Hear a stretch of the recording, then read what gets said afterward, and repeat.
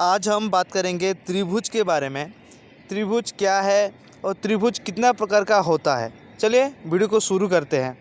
त्रिभुज क्या होता है?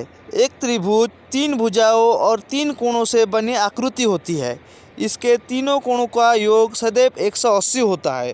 त्रिभुज कितने प्रकार का होता है, चलिए बात करते हैं। त्रिभुज 6 प्रकार का होता है। पहला समबाहु त्रिभुज, समद्विबाहु त्रिभुज, विषमबाहु त्रिभुज, न्यूनकोण त्रिभुज, समकोण त्रिभुज, अधिक कोण त्रिभुज। समबाहु त्रिभुज। समबाहु त्रिभुज एक ऐसा त्रिभुज होता है जिसकी तीनों भुजाएं समान माप की होती है और तीनों कोण बराबर 60 डिग्री के होते हैं। एक समबाहु त्रिभुज को एक विशेष प्रकार का समद्विबाहु त्रिभुज भी कहा जा सकता है क्योंकि इसकी 2 ही नहीं, तीनों भुजाएं समान होती है। एक समबाहु त्रिभुज की सारी भुजाएं समान होती है। एक समबाहु त्रिभुज के सारे कोण भी समान माप के होते हैं। इस त्रिभुज के हर कोण का माप 60 डिग्री होता है। जैसे कि हम जानते हैं कि एक त्रिभुज के तीनों कोण का योग 180 होता है और समबाहु त्रिभुज में तीनों कोण समान होते हैं। हर एक कोण 60 डिग्री का होता है।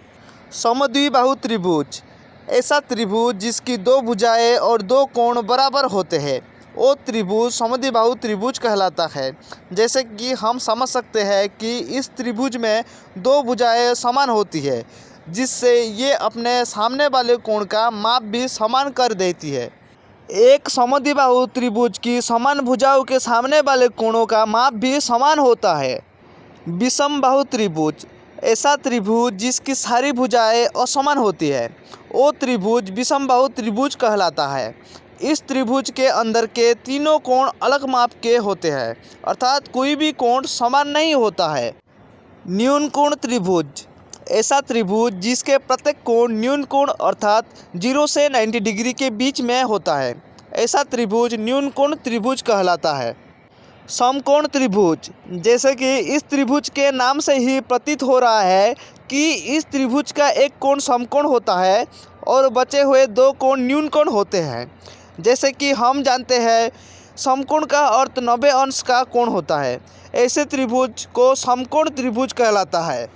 अधिक कोण त्रिभुज ऐसा त्रिभुज जिसका एक कोण अधिक कोण होता है, अर्थात एक कोण का मान 90 अंश से ज़्यादा होता है।